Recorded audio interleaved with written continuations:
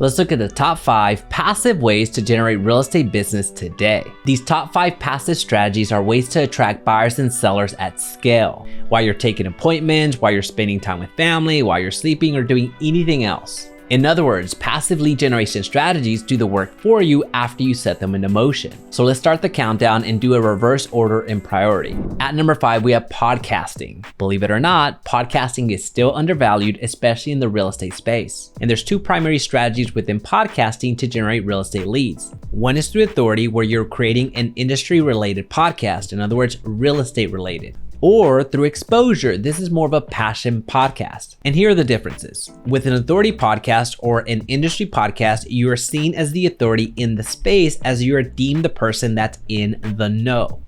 Same way that you might follow podcasters that talk about finance, that talk about cooking, that talk about getting into shape. That's the same level of authority that you're building, but in the real estate niche. And the other way is through exposure, where you can focus on more of a passion podcast.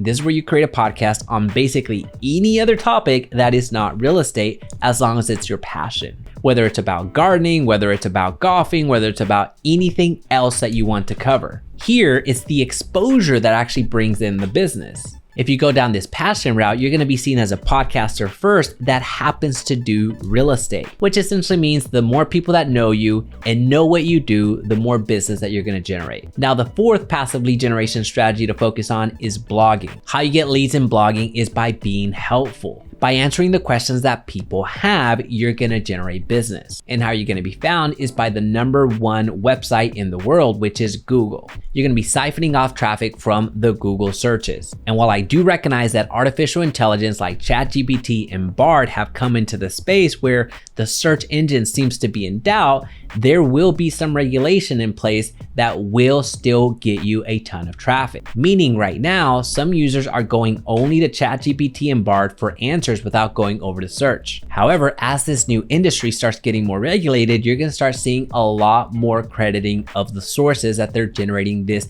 massive amount of information from. And you're even starting to see that with the plugins that are coming out right now, where the answers that you're getting from places like ChatGPT now have a link to the source. But back to the main point, how you win in the blogging game is by going hyper local. You don't want to compete with the larger players. You want to stay as local as possible, because the larger blogs out there will not touch the topics that are local to your market. And as you're writing your content, please be sure that you're including some call to actions, giving your readers a reason to reach out to you. Be very specific with what you ask them to do. If you want them to email you, if you want them to submit their contact information to get a lead magnet, whatever it is that you want them to do, be very specific. Don't just write a blog for the sake of writing a blog. Have a purpose behind it.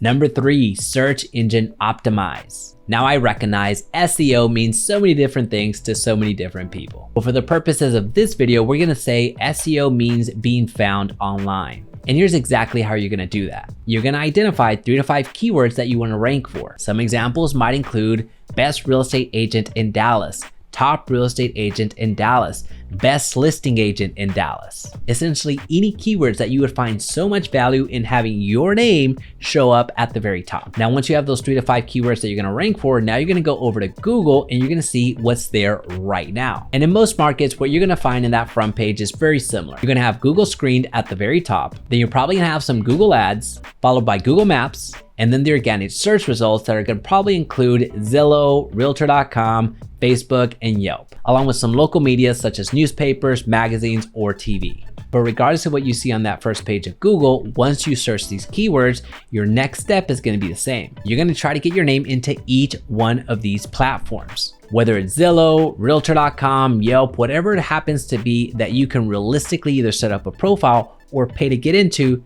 that's what we're talking about. And I know this might sound expensive, but think about what you've done already. You've already selected the keywords that are most valuable to you. So it's not like you're trying to boil the ocean. You have your targeted list that you want to go after. And also, don't forget your personal digital presence, which includes Google My Business and also your personal website. Make sure that those digital assets have the keywords that you're trying to rank for in them.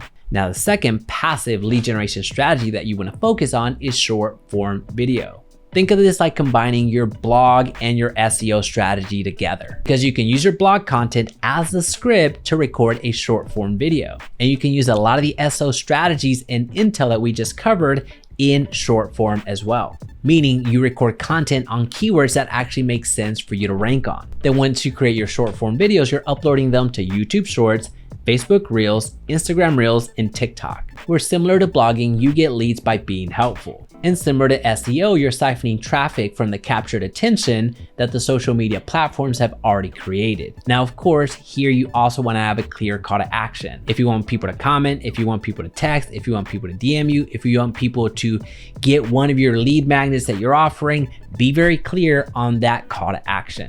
And I bet you're gonna guess the top passive lead generation strategy today. Yes, it's YouTube.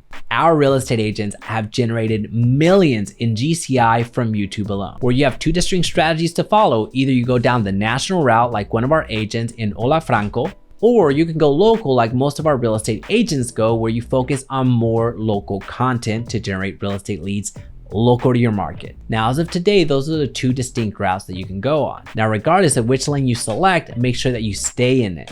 But if you ask me, if you're looking for the path of least resistance, then go down the local route. Create as much content local to your market as possible. Create city explainer videos, pros and cons videos, cost of living videos, and property tour videos to start. The more helpful that you are in your YouTube videos, the more people will reach out to you. And just like all the other passive lead generation strategies that we've talked about, make sure that you have a call to action. And if you found value in this video today, comment passive down below. Now, if you want to check out another video that's going to help you grow your real estate business, check out this video right here.